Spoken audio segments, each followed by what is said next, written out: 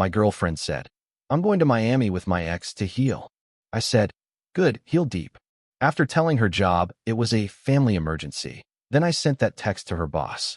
When he replied, we'll talk when you're back, her call started in the Uber. I, 31, male, am watching my girlfriend's career implode in real time. I had been with Maya, 29, for 2 years.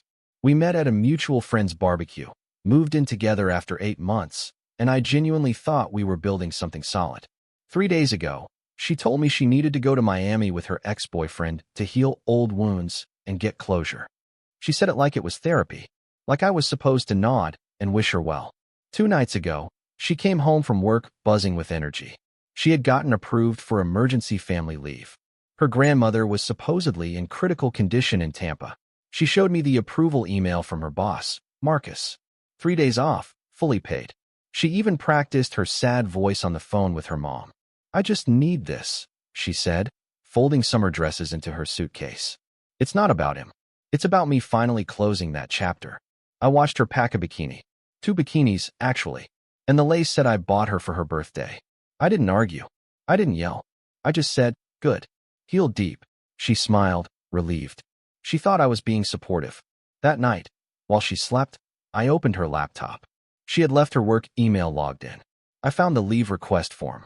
Under reason for leave, she had typed, family emergency, grandmother hospitalized, critical condition. I took 3 screenshots. Clear, time-stamped, undeniable. Then I composed an email to Marcus, her boss. The subject line read, urgent, fraudulent leave request. Maya worked as a project coordinator at a mid-sized marketing firm downtown. She had been there for 3 years, clawed her way up from an assistant role, and was proud of her reputation. She talked about her boss Marcus like he was a tough but fair father figure. Strict about deadlines, zero tolerance for dishonesty, but loyal to people who delivered results. She loved that job. It gave her identity, structure, income that matched mine. We split rent 50-50, split groceries, split everything. She was independent, and I respected that. Her ex, Tyler, was a different story. They had dated for 4 years before me. He was a personal trainer with a man bun and a podcast about masculine energy that had 47 subscribers. Maya told me they broke up because he cheated on her during a fitness expo in Orlando. She said she was over it, that she had processed the betrayal in therapy, that seeing his name on her phone didn't even spike her heart rate anymore. But 6 months ago, Tyler started liking her Instagram posts again. Then came the comments. Then the DMs. I saw one over her shoulder while she was scrolling. It said, I've been doing the work. I'm not the same man who hurt you. She laughed it off. Said he was pathetic. Said she would never give him the satisfaction of a response. Except she did respond.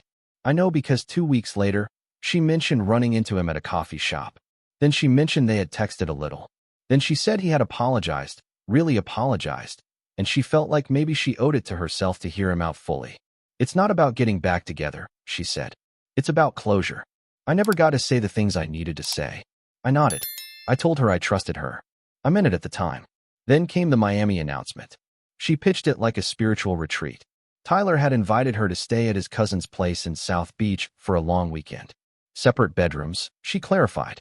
Just 2 adults having honest conversations, releasing old pain, moving forward. You're okay with this, right? She asked, studying my face. If you need it, I said. She hugged me. She said I was evolved. Mature. Not like other guys who would freak out. I didn't freak out. But I also didn't sleep that night. The next morning, I asked her casually how she was getting the time off work. She had just used her vacation days for a trip to see her sister in August. She couldn't have more than a day or 2 of PTO left. I'm using emergency leave, she said, pouring coffee. My grandma's not doing well. Your grandma? Yeah. She's in Tampa. It's gotten bad. Marcus approved it immediately. Her grandmother, as far as I knew, lived in New Jersey and had just posted a Facebook photo of herself at a casino 2 days earlier. I didn't say anything. I just watched her pack. And when she left for the airport in the Uber on Friday morning, blowing me a kiss through the window, I opened my laptop and hit send. The Uber pulled away at 9:47 a.m. I watched it turn the corner, waited 5 minutes, then sat down at the kitchen table with her laptop still open. I reread the email I had sent to Marcus at 9:38 a.m., 9 minutes before she left. To Marcus.deluca@creativepulsamedia.com from my personal email subject, urgent, fraudulent leave request sent, Friday, 9:38 a.m. body. Hi Marcus, my name is Jordan. I'm Maya, trans boyfriend. I'm writing to inform you that the family emergency leave she requested for today through Monday is fraudulent. Her grandmother is not hospitalized. In fact, her grandmother is in New Jersey and in good health. Maya is currently traveling to Miami with her ex-boyfriend for a personal trip. She lied on her leave request form to obtain paid time off under false pretenses. I'm attaching screenshots of her leave request, as well as a screenshot of her text thread with her ex confirming the Miami trip details, including flight information and hotel reservations. I understand this puts you in a difficult position, but I believe you have a right to know when company policy is being violated. Best regards, Jordan Hayes. I had attached 3 files. Screenshot of her leave request form with grandmother hospitalized, typed clearly. Screenshot of her text to Tyler. Booked. Flight leaves Friday at 11:30. Can't wait to finally do this. Screenshot of Tyler's reply. You won't regret this. I got us a suite at the Delano. Separate beds if you want, but I'm hoping we won't need them. I sat back. My hands were steady. My breathing was calm. I wasn't angry. I was surgical. At 10:03 a.m., my phone buzzed. It was a reply from Marcus. From Marcus.deluca@creativepulsamedia.com to my email subject. Urgent. Fraudulent leave request sent. Friday, 10:03 a.m. body. Jordan, thank you for bringing this to my attention. I take any misuse of company leave policy very seriously. I will be reviewing the documentation you provided and will address this matter with Maya directly. We'll talk when she's back. Marcus DeLuca, Senior Director, Creative Pulse Media. I read it 3 times. We'll talk when she's back. Not we'll discuss this. Not I'll look into it. We'll talk. That was the corporate equivalent of you're done. I forwarded Marcus's reply to my phone, screenshotted it, and saved it in a folder labeled Receipts. Then I made coffee. I sat on the couch. I turned on a basketball game. At 10:47 a.m., my phone started ringing. Maya. I let it ring. Voicemail. She called again. I let it ring. Then came the texts. Maya, 10:49 a.m. Call me right now. Maya, 10:49 a.m. Jordan, I'm serious. Call me. Maya, 10:50 a.m. What the fuck did you do? I typed one sentence back. Me, 10:52 a.m. Healing deep yet? She called again. This time I answered. What did you do? Her voice was shaking. I told your boss the truth, I said calmly. You sent him, Jordan. Do you have any idea what you just did to me? Yeah, I said. I saved him the cost of fraudulent leave pay. I can explain this. I can fix this. You lied to your boss, Maya. You lied to get paid time off so you could vacation with your ex. That's not a miscommunication. That's fraud. I didn't. It's not. Jordan, please. You have to email him back. You have to tell him you made a mistake. I didn't make a mistake. Silence. I will never forgive you for this, she said. Good, I said. Heal deep. I hung up. She called 14 more times in the next hour. I didn't answer. Then Tyler called. I didn't even know he had my number. I answered. Dude, what is your problem? His voice was aggressive, loud. I could hear airport noise in the background. No problem, I said. You just cost Maya her job because you're insecure. That's psycho behavior, man. She cost herself her job when she committed leave fraud. She was going through something. She needed space to heal. You're supposed to support her. She needed space to sleep with you in Miami on her company's dime. I supported her by telling the truth. We're not. It's not like that. You don't understand the dynamic. I understand she lied to her employer. That's the only dynamic that matters. You're a petty, controlling piece of. I hung up. At 11:58 a.m., I got a text from an unknown number. Unknown, 11:58 a.m. This is Marcus. Maya provided me with your number. I'd like to speak with you directly if you have a moment. This is not about reversing any decisions. I just want to clarify a few details for HR documentation purposes. I called him. Jordan. His voice was calm, professional. Yes. Thanks for picking up. I want to be clear. I'm not calling to argue or negotiate. The leave request was fraudulent. That's not in dispute. I'm calling because HR is going to need a formal statement from you as a third-party witness. Are you willing to provide that?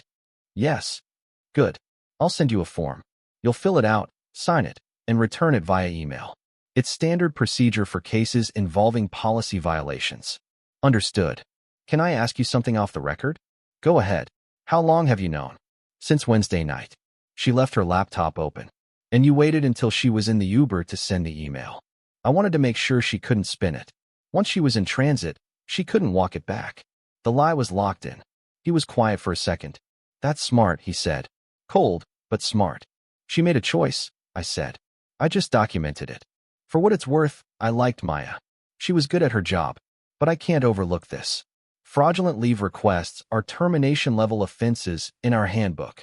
No exceptions. I understand. She's going to come back Monday and try to explain. She's going to say it was a misunderstanding, that her grandmother's condition changed, that she panicked. But the screenshots you sent me show intent. She planned this. And she involved another person, which makes it premeditated. Yeah. HR will have her exit interview scheduled by Tuesday. She'll be escorted out the same day. Okay.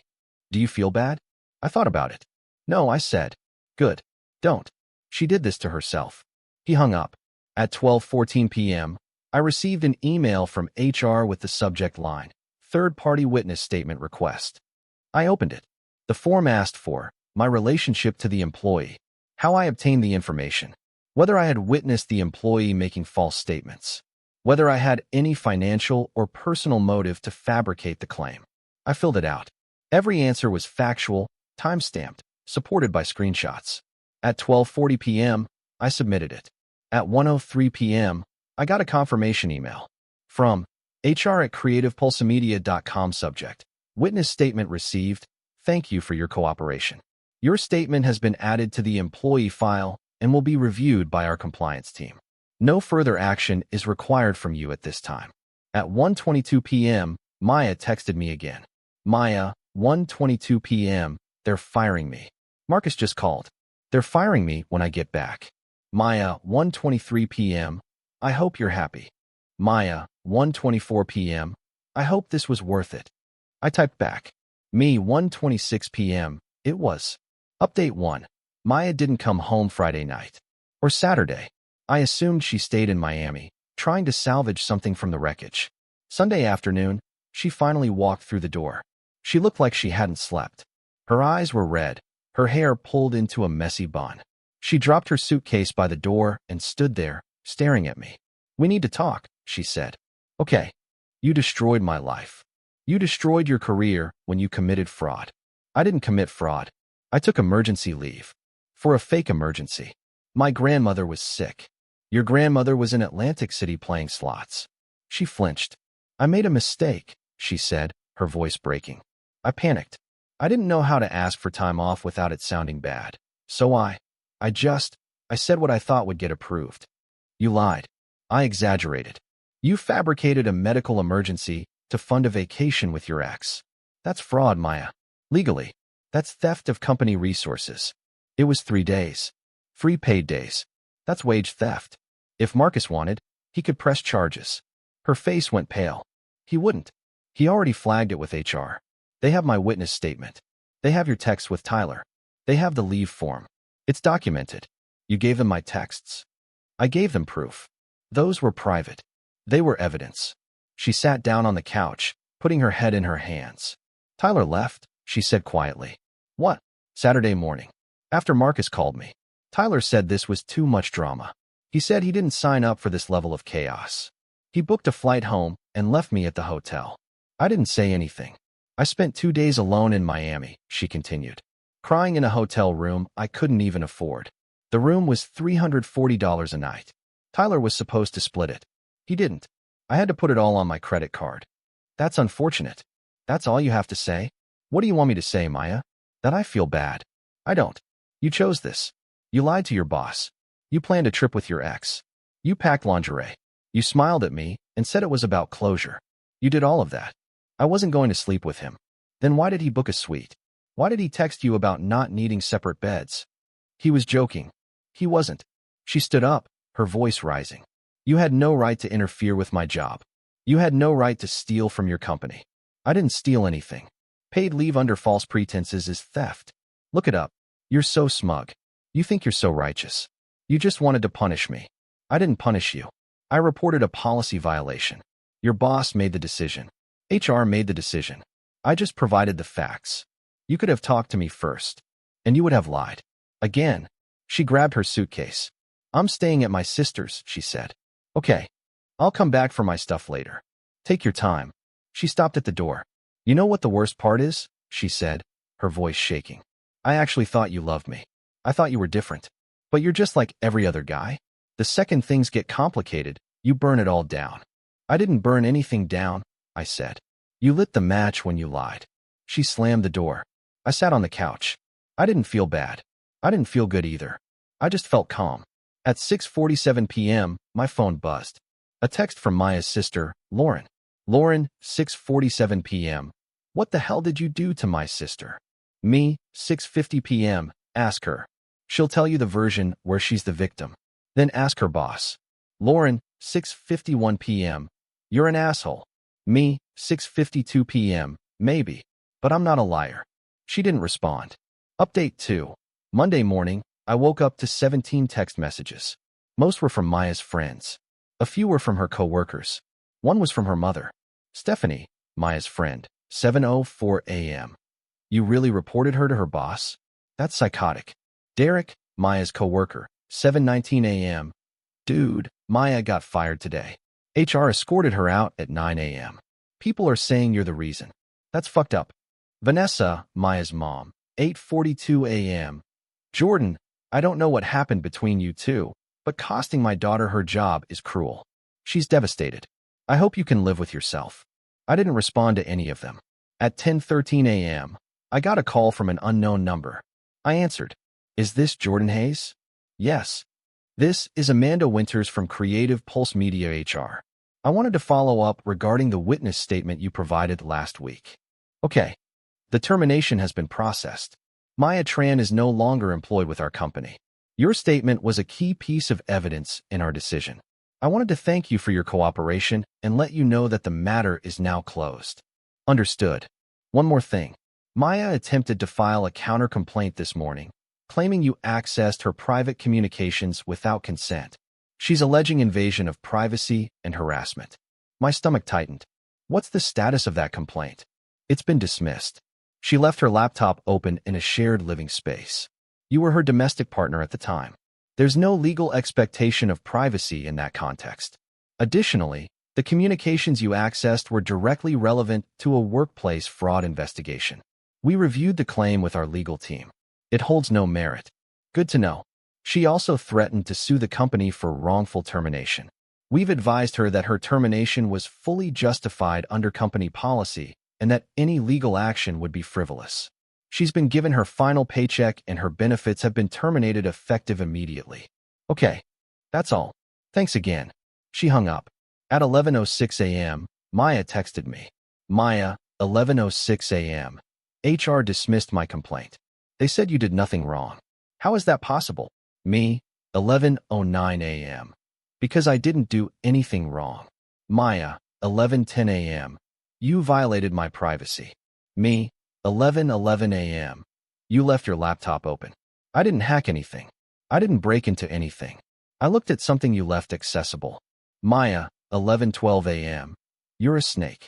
Me, 11:13 a.m. And you're unemployed. Maya, 11:14 a.m. Fuck you. At 2:34 p.m., I got a LinkedIn notification. Maya had updated her profile. Previous role, Project Coordinator at Creative Pulse Media, 2021 to 2024, current status. Open to opportunities, she had removed the company from her experience section entirely. At 4:52 p.m., I got a text from Tyler. Tyler, 4:52 p.m., you happy now? Maya's broke, jobless, and her credit card's maxed because of that Miami hotel. You ruined her life because you're insecure. Me, 4:55 p.m., she ruined her own life. I just stopped funding it. Tyler, 4:56 p.m., you're pathetic. Me, 4:57 p.m., and you're single again. How's the podcast going? He didn't respond. That night, I changed the locks. I boxed up Maya's things and left them in the hallway outside the apartment. I texted her the address of a storage unit I had rented for 1 month, prepaid. Me, 7:43 p.m., your stuff is in storage. Unit 247. Code is 4829. Rent's paid through next month. After that, it's your problem. She didn't reply. Update 3. Wednesday night. I came home to find my car keyed. The word asshole was scratched across the driver's side door in jagged letters. Deep, deliberate, angry. I took photos. I filed a police report. Report number 240,918 to 447. Officer Ramirez took my statement. Any idea who did this? He asked. My ex-girlfriend. Can you prove it? Not directly, but she's the only person with motive. I reported her for committing leave fraud at her job. She got fired on Monday. That's motive, but it's not proof. I have her recent text messages threatening me. I showed him the thread. Maya, Tuesday 11:47 p.m. You're going to regret what you did. Maya, Tuesday 11:49 p.m. I promise you that. Officer Ramirez took screenshots. That's enough for me to follow up, he said. I'll contact her and let her know we're investigating. If she did this, she'll either confess or slip up. Thank you.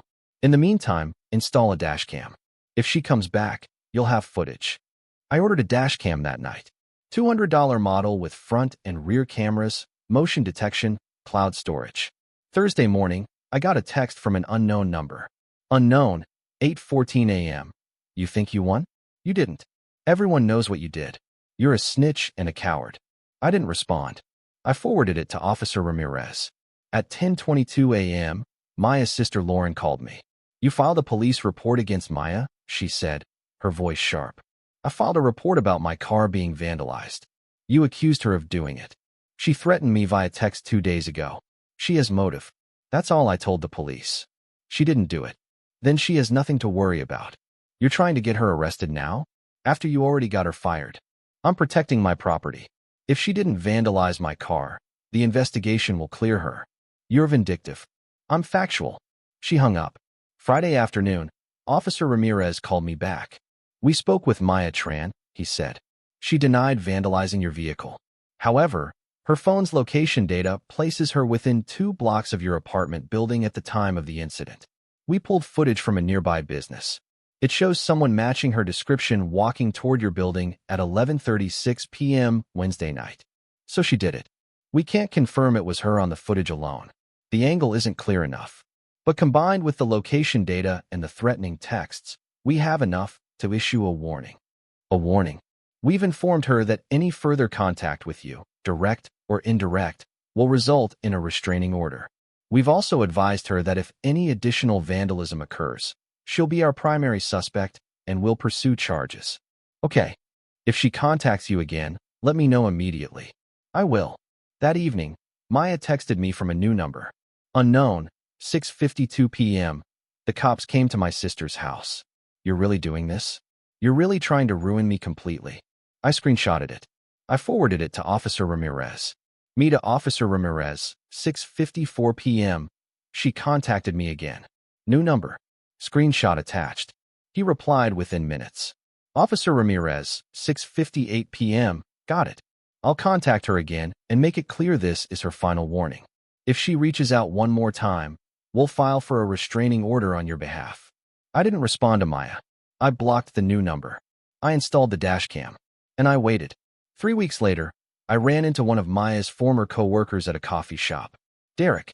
He had texted me the day she got fired, calling me fucked up. He saw me in line, hesitated, then walked over.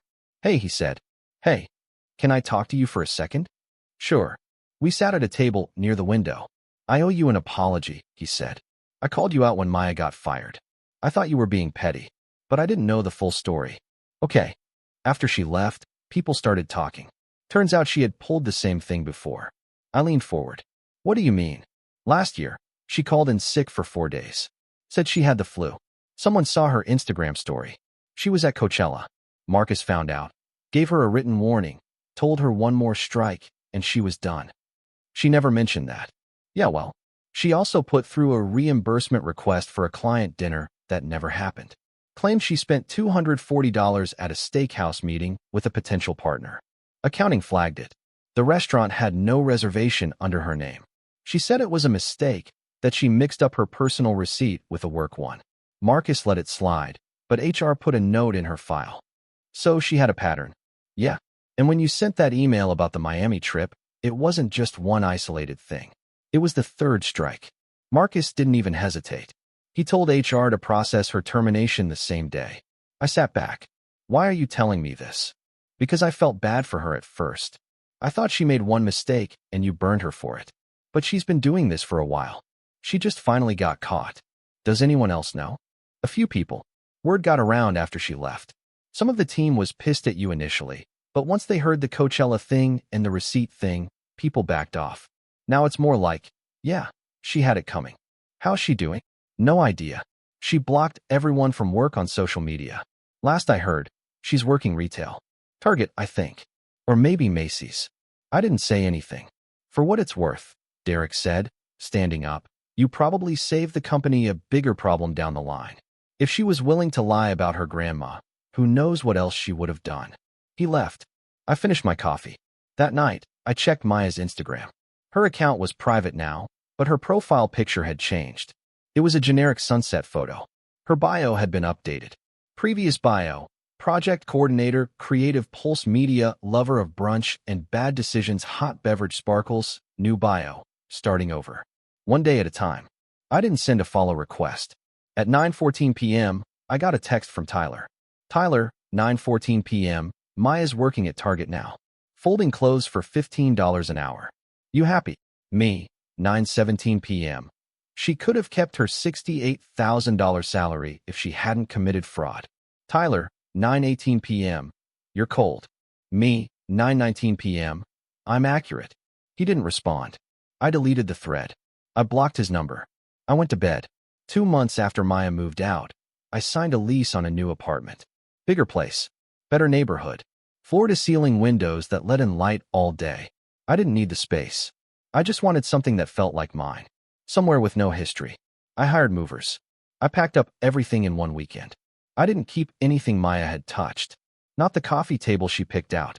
Not the throw pillows she bought. Not the framed print of the Brooklyn Bridge we bought together at a street fair. I donated it all. The new place felt clean. Empty in a good way. I bought new furniture. Minimal, functional, exactly what I wanted. One Saturday afternoon, I was building a bookshelf when my phone buzzed. It was a text from an unknown number. I almost ignored it, but something made me open it. Unknown, 2:47 p.m. It's Maya. I know you probably don't want to hear from me, but I need to say this. I'm sorry. I stared at the screen. Unknown, 2:49 p.m. I was wrong. I lied. I manipulated the situation. I convinced myself it was okay because I needed closure, but that was just an excuse.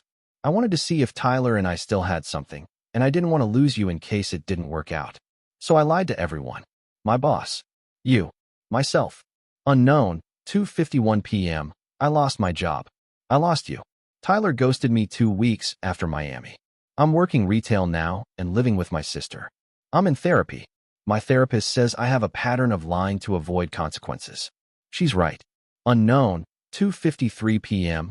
I don't expect you to forgive me. I don't even expect you to respond. I just wanted you to know that you were right. I did this to myself. And I'm sorry I dragged you into it.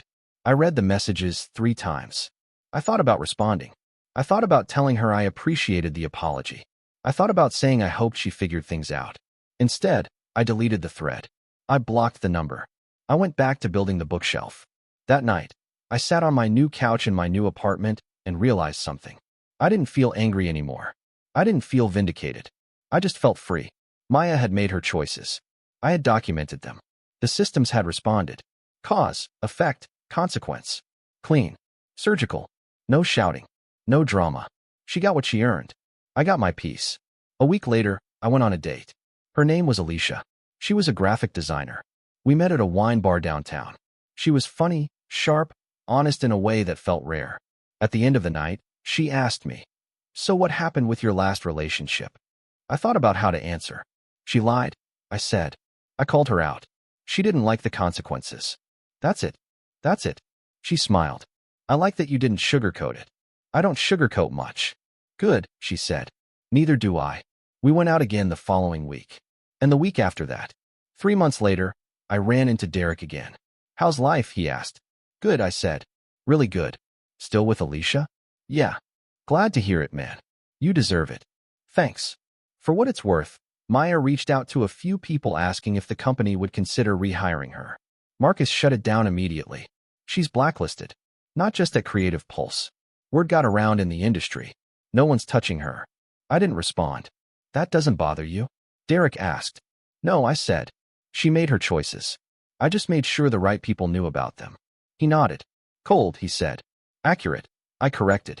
I walked away. That night, I sat on my couch in my clean, quiet apartment. No lies. No drama. No chaos. Just space. Maya went to Miami to heal. I stayed home and healed by cutting out the infection. Some people close chapters by forgiving. I closed mine by forwarding receipts.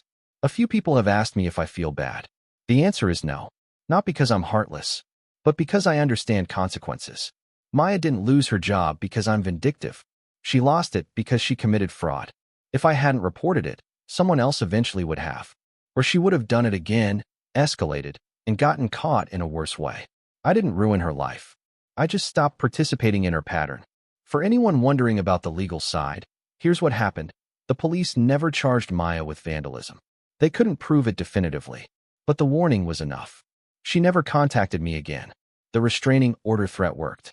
Creative Pulse Media never pursued legal action against her for the fraudulent leave.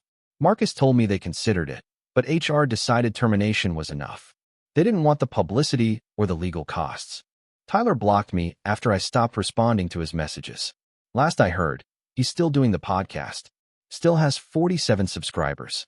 Maya's sister Lauren called me once more, about 6 months after everything happened.